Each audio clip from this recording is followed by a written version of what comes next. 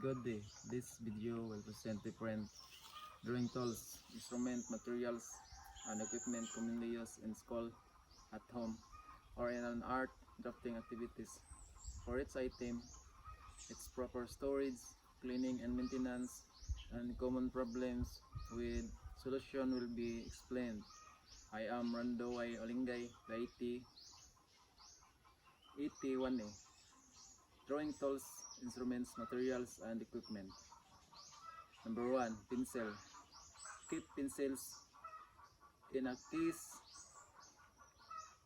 box, or organizer. Avoid leaving them loose in bags to prevent the lid from breaking. Wipe dirt with a dry cloth. Use a sharp and clean sharpener to avoid uneven sharpening. Number 2. Ball points and gel pens. Store cup and upright or flat in a pen holder or pencil case. Wipe tips of inkless decks. Ensure cups are on when not in use to prevent drying. Scribble on wrap paper or top tip lightly to restart ink. Avoid extreme heat. Always close the cup properly. Clean with alcohol or baby wipes. Number 3. Roller. Store flat in a case, drawer or folder. Avoid bending, especially with plastic rollers.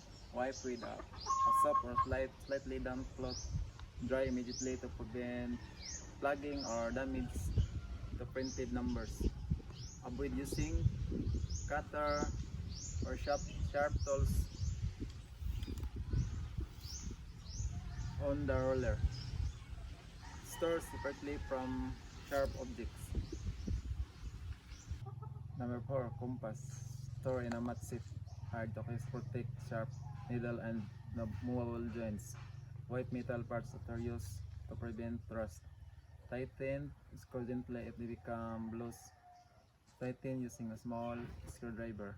Keep dry a small from all joints. Replace lead or sharpen it smoothly. Number 5. Scissors. Store in a container or drawer with blade covers. Keep away from moisture and young children. Wipe lids after use. Apply light oil on the screw joint to keep cutting smooth. Wipe dry